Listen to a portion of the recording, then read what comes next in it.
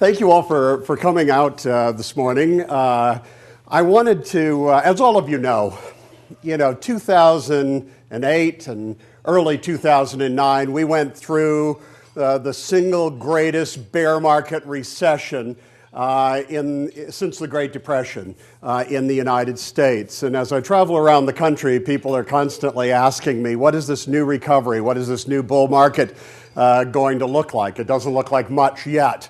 And they're some degree right.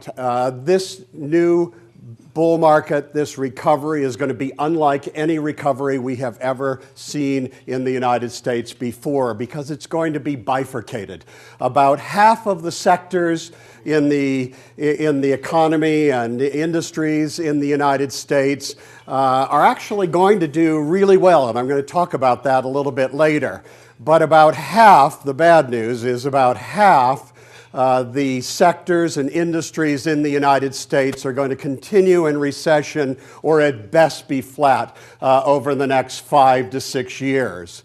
We're seeing some historic changes in the United States, especially in consumer spending. We're seeing radical changes that we just simply haven't seen ever before. I mean, let's face it, over the last 25 years, Americans have been on a crack credit habit, and we're going through rehab at the moment. For the first time, I mean, it's literally amazing. For the first time in 25, 30 years, we're seeing people voluntarily paying down their credit card debt. And as you know, when you pay down your credit card debt, then the credit card companies are sending you letters reducing that credit card debt. People are actually voluntarily savings. We had, at the end of December, the highest savings rate in the United States since 1953. I believe people they're worried about their jobs, they're worried about the economy, and they're socking money away and not spending it.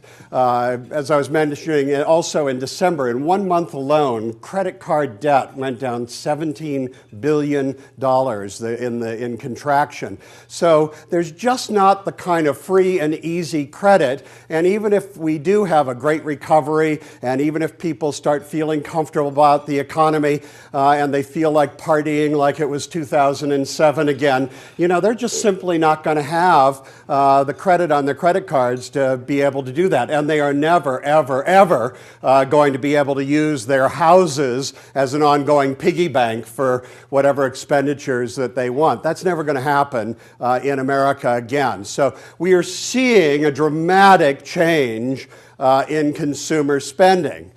The problem, in the end, I mean, the fact that Americans are saving more and they're living within their means, there is no question that in the long run and in the long term, that is a very, very good thing for America. However, in the short term, for the last 30 years, there are millions and millions of businesses, both large and small, that their business models, their business plans have been predicated on the access of Americans to cheap and easy credit. And this is going to be a problem as we see a massive shakeout in a whole range of industries. I mean, I travel around the country, and I don't know about you, but around here, but every once, I see constantly, a Home Depot built right across a mall from a Lowe's. Now, that makes no sense whatsoever. And, in 5-6 years, I believe only one of those companies is going to be around. I mean, in 2007, you could have gone into any mall in America and you would have seen 3 big box stores selling high-definition televisions and computers like Best Buy, Circuit City, and, a couple others. Circuit City's gone. But there's only going to be one of those stores around in 5 or 6 years. I see it going through airports. So many airport vendors and businesses are closing. You're seeing it in malls all over the United States. And this is going to continue. Anything to do with any businesses that rely on corporate expense accounts and spending, like high-end steakhouses and restaurants. They're going to suffer over the next few years. The auto industry, remember 0% financing. The auto industry, we're seeing systemic change in that, and it's just going to probably decline over the next few years. There's a change in buyer habits. Americans used to buy a new car or lease a new car every 2 or 3 years, and in the last couple of years, Americans have found out that a new car will actually last for 5, 10, 15 years before you need to sell it. And, when was the last time, I used to hear this when I was a kid, but when was the last time you heard the phrase, Americans have a love affair with cars? I mean, I used to hear that all the time as a kid. The first car I ever bought was, with my own money, was a 1967 Mustang, and I just loved that car. I mean, if it was a choice between a woman or that car, I knew who was going to be there for me the next morning. I was passionate about that car. I just don't believe that young kids today feel the same way about their Ford Focus, that I felt about my 67 Mustang. And what we're seeing is all the cars sort of look alike. They're all designed alike, and people are treating them like commodities. They get you from where you are to where you need to be, and you're just going to drive them until they fall apart, and then you'll buy a new car. But boy, this is a major change in spending patterns and consumer behavior, and it's not going to inure to the benefit of the U.S. auto industry over the next few years. The real estate industry, the commercial and residential, and all the businesses that support the commercial real estate and residential industry are probably going to be in a recession for at least 5 to 6 years. We're still seeing increases in foreclosures, and a lot of these businesses shake out, you're going to see more foreclosures. We're predicting that foreclosures will probably peak fairly soon, but there'll still be a lot of foreclosures every month, but they'll be going sort of sideways and a little bit down. But that's going to continue. There is just so much supply everywhere in the United States and so little demand. So many people, when they could get the easy financing, they were buying investment properties that they never intended to live in, and we built so many investment properties that there is this overhang. You go down to Miami, I just saw some statistics that there are 40,000 brand new, never been lived in condominiums in Miami. Now, in their best year of selling brand new, never been lived in condominiums was 2006, where they sold 5,000 that year. That means they've got an 8-year inventory. There is going to be no construction, no building for the next 8 years down in Miami. And we're seeing this in pockets in every major city in the United States. In Washington, D.C., where I live, we have the only place where there's no unemployment because of the government. And even with that, 25% of all the new office space that's been built in the last 5 years is vacant. There's just too much supply, and we're going to have to work that off over the next 5 to 6 years, and with kind of an anemic growth in the economy, it might even take longer than 5 to 6 years. So these are the industries that are not going to do particularly well over the next few years. One of the things, I think, as I travel around the country, I think this recession that we've gone through has taken a toll that other bear market recessions on the American psyche and actually in our sense of trust in our leadership. I mean, most Americans have just been stunned by the corporate greed and corruption that we've seen at the highest levels in Wall Street, that we've seen at the highest levels in the auto industry and in our major corporations, the highest people in the heads of our biggest banks in the United States. And when you see them testify before Congress, it's always someone else's fault. No, it's not that they've been building crummy cars for 20 years. It's always someone else's fault. I believe that they're going to write books about this period in our nation's history, and it's going to be known as the age of the empty suit.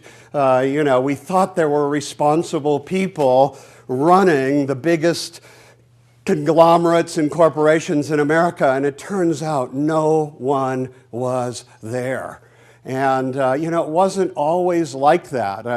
I remember from this part of the world, there was a Native American Indian chief by the name of Chief Seattle who said that, when he would bring the tribal elders together, they would think through any new rule or regulation and try to think through the consequences of the next 7 generations of their tribe. Right before Christmas, I was in China. I was lecturing at the Hong Kong Stock Exchange and at Beijing University. And I spent quite a bit of time over there. And I've always been sort of a student of Asian philosophy. I love Asian philosophy because it takes a long-term view of the world. And no one's ever accused Americans of taking a long-term view of anything. We're a country of fast food, fast cars, instant messaging. If we wanted something done, we wanted it done yesterday. That's the kind of, for us, long-term thinking is the next quarter. And when I was in China, I met with the Deputy Prime Minister for Economics over there, and he has 300,000 people working for him just in Beijing alone, over 1 million people nationwide. And I said, you can't know what's going on with 300,000 people. How do you manage it? What is it that you do every day? And he said, well, rules and regulations percolate up to the top. And he says, I keep a small group completely separate from the ministry, and all we do is try to think through every rule and regulation, the effect it will have on the next 2 generations of Chinese people. And that night I went back to my hotel room and I was depressed because I know there's not a single person in Washington, D.C. With that job. Think about it if we were, what would happen if we actually were thinking about the impact of what we do on the next 2 generations of Americans? What would car manufacturing look like? What would safety and environmental issues look like in the car industry? What would our foreign policy look like if we were thinking about the next? And what would our tax policies look like? We've got $3 trillion in bailout money, stimulus money, and tax deficits or deficits this year, and we're going to have $1.6 trillion next year, and probably for the future. We're all going to be dead before that debt is paid off. That's going to be a debt that we're going to lay off on our grandchildren and our great-grandchildren, probably our great-great-grandchildren. That's the legacy that we're leaving them to pay for our profligate lifestyle over the last 20, 25 years. And so that's how much we've been thinking of the future generations. And sometimes you sort of just, it was interesting. While I was in China, I thought, boy, this, some of you might be shocked at this, but this really kind of shows you the difference in cultures. When I was there, it was a big deal one night. They were promoting it on television that there were 3 heads of major banks in China that had screwed up their banks. The banks were kind of had to be taken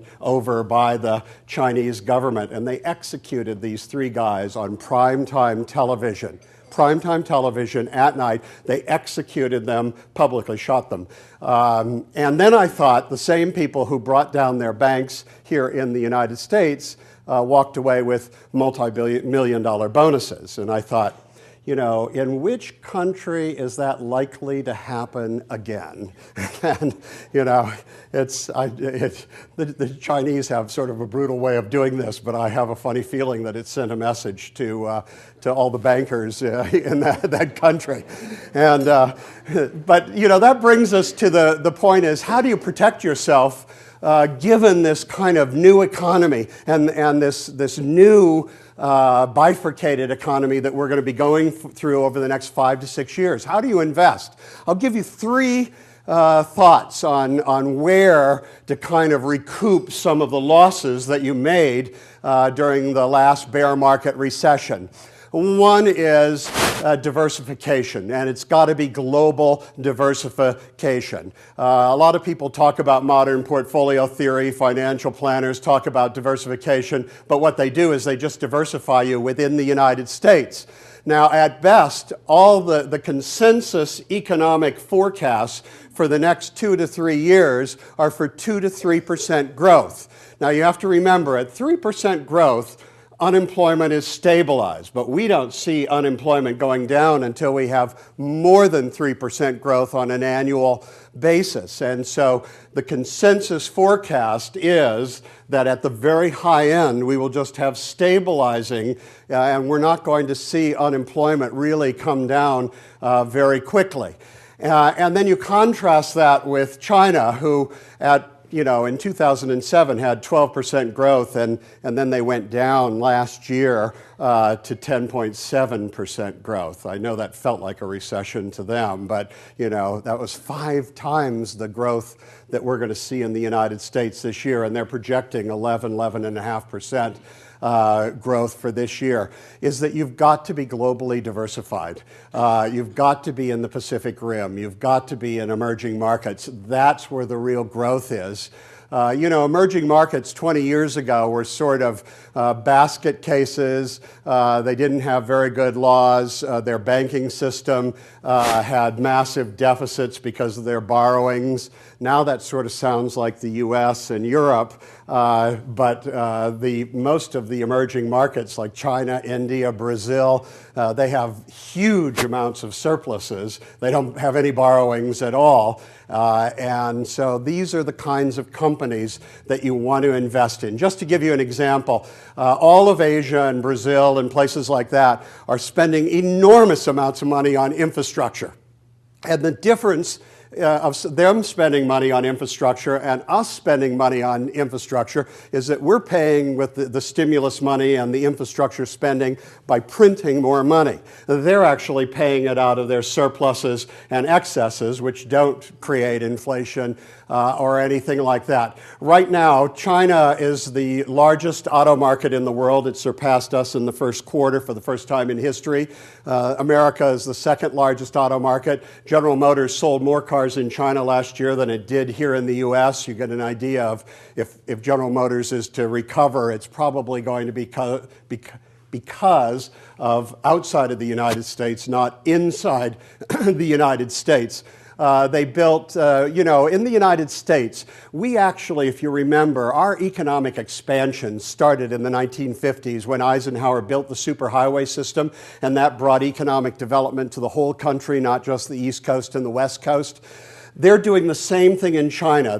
We have 47,000 miles of superhighway here in the United States. They have 50,000. Their 50,000 was just built in the last 10 years, and they're building another 50,000 over the next 10 years. And just like here in the United States, it's bringing economic development to the whole country. Every little exit has its McDonald's and its Walmart and its development and everything like that, which is creating jobs. And this is happening all over Asia. They're rebuilding their electrical grids in China and India, and the copper usage alone over the next few years is something that we've never seen in the history of the world, the sort of copper usage. Most of these big infrastructure projects where they're redoing and building new ports, they're building new roads, they're building high-speed rail throughout the country. These projects take 10, 12 years, and they require engineering studies, so we know how much copper, we know how much steel, we know all these sorts of things that they're using, and that's my second thing that you need to be thinking about is hard asset commodities. oil, gold, steel, basic minerals. These are going to be things, and the companies that produce them are going to be booming. We are in, as many people believe, a 20-year bull market in commodities and hard assets. And these are one of the, because of the infrastructure development, again, 10, 12 years that they're going to be doing this in all the emerging markets and in all the Asian markets, there is just a supply and demand, and the demand is larger than the supply that's in the world. And there's another reason to have hard asset commodities. We run the Foxhall Capital Hard Asset Commodity Fund, one of the few funds of its kind. We also have a Foxhall Pacific Rim and Emerging Markets Fund that's done extremely well over the last 7, 8 years.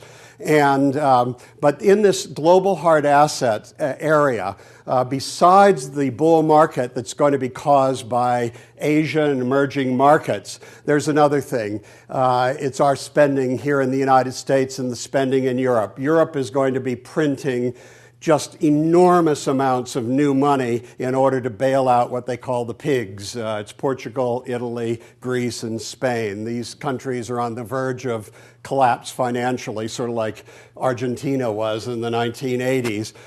They're not going to let them collapse, but that means they have to print a lot of euros. So there's going to be inflation over there. As I mentioned, we've spent $3 trillion in bailout money, stimulus money, and last year's deficit, this coming year's deficit will be $1.6 trillion, and we're going to see that for the foreseeable future, especially if the new health care bill gets rammed through. And so the University of Chicago says that it takes 18 months to 24 months from the time government actually spends the money till the time we start seeing actual inflation. And we know that they haven't spent all of the stimulus money, and it's still in the pipelines and things like that.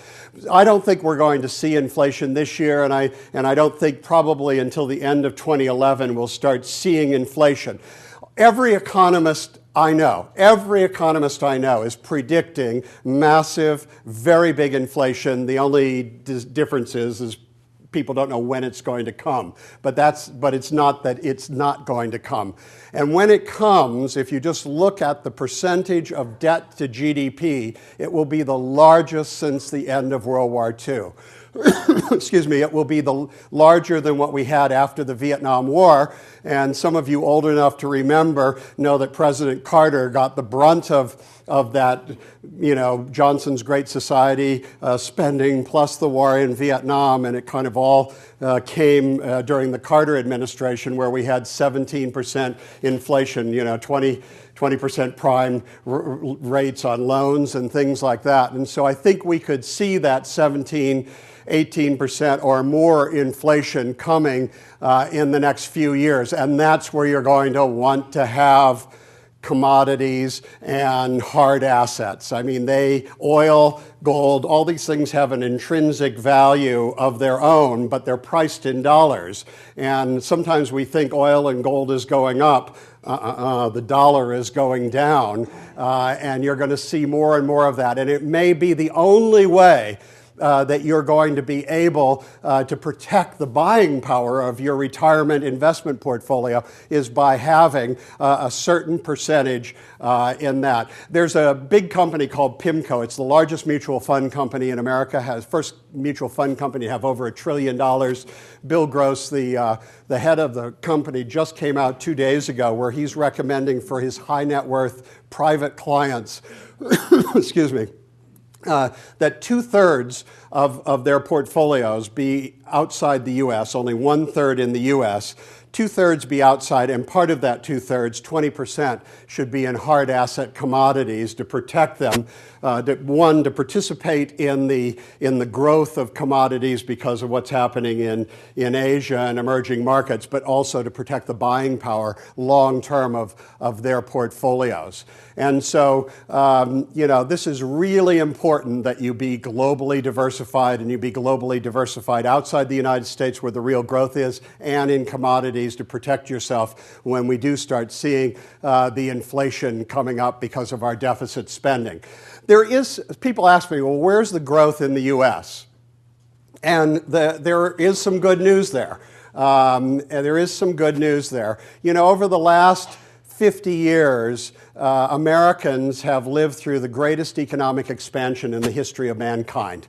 You know, we have the richest middle class of any middle class in the world. We have a middle class that has a higher standard of living than kings and queens did 50 years ago. There was a recent Commerce Department study that said people living at the poverty level today actually have a higher standard of living than middle class people did in the United States during the 1960s. So, you know, when President Kennedy once said a rising tide lifts all boats, you know, I think he was talking about us. We were all part of that rising tide just simply because we had the luck to be born into the American middle class.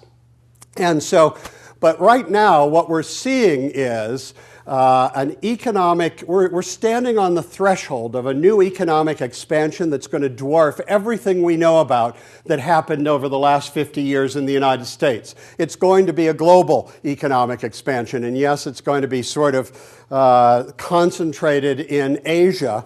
But the U.S. is going to participate and participate in a big way, and I'll tell you why. If you look at almost every industry in Asia where Americans are allowed to compete, we dominate. We dominate. And I don't know whether you know how historically unprecedented this is. I mean, think about it for a second. In World War II, it was inconceivable that a German steel manufacturer could have been the predominant steel manufacturer in England or France and had big factories there and hired lots of English and French workers. It just wouldn't have been allowed by either the French or English governments at that time. But because of the World Trade Organization and because of globalization, you know, one wonders whether there even would have been a World War II had we had the kind of global economic integration that we have today.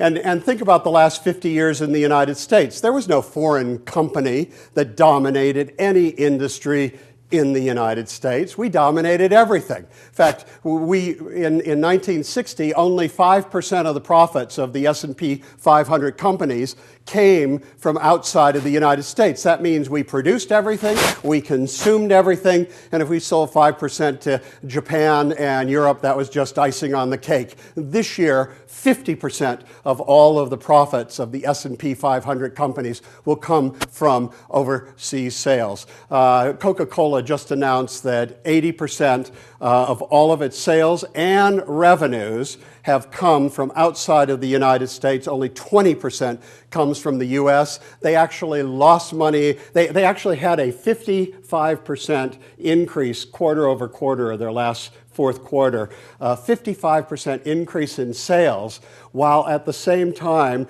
they decreased sales here in the United States. All of that came from India and China. Almost all of that came from India and China. So there are companies that if they were just selling in the United States, like Coca-Cola, would be losing money, losing market share, but they're actually making big profits because of what's happening overseas. General Electric, for example, it dominates 7 different industries in China, one of them being the nuclear power industry, and China is building 45 nuclear power plants over the next 10 years to help with its global warming, and billions of dollars are going to come to GE and other U.S. manufacturers. I could go down the line. Walmart is the largest retail store as well as the largest grocery store chain in all of China. It just one after another of American industries, with a few notable exceptions. The Europeans aren't there, you know, and I just quite don't understand it. You know, they still think they can manufacture products in high-wage areas of France and Germany and then ship those products all the way to China, and they're going to compete with American companies that are manufacturing in China. I don't know what they're smoking, but it's not working and it's not going to work.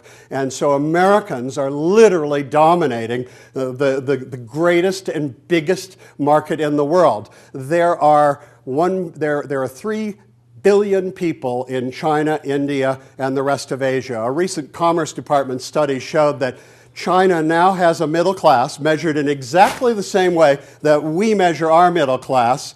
and that's actually larger than our middle class. Now, mind you, it's only its wealthiest 12% of their 1.3 billion people, but it's still a middle class that's bigger than ours with the same buying power and size.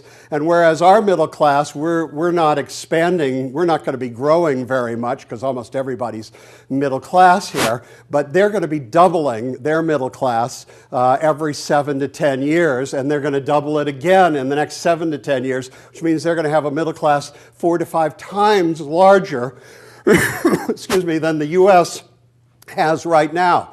So you can see that's where the growth is for American companies. And those companies that are global companies with global products, they are just, I think, going to do really well. And those are going to be the specific sectors to be investing in as we go forward. There's just one other thing, and I think this is kind of funny, is that 25% of all the restaurant receipts in China last year went to American franchises. Now, anyone who's visited China lately knows that every street corner has its Starbucks, its 7-Eleven, and its Dunkin' Donuts. Boy, do they love Dunkin' Donuts over in China. The largest Kentucky Fried Chicken in the world is in Shanghai. There's going to be 16,000 new Kentucky Fried Chickens in the next 7 to 8 years, 30,000 new McDonald's. And they're just expanding like crazy over there. Last year, they opened up the first Hooters restaurant in Shanghai. People actually, I was watching this on CNN International, people actually started camping out 3 days in advance. They had to bring in the police to control the crowds and everything. And I was thinking, you know, what people won't do for their first taste of Hooters wings. And, you know, nothing like exporting the best of American culture to the rest of the world. So these are the companies that are going to be really doing well, and I think booming like never before.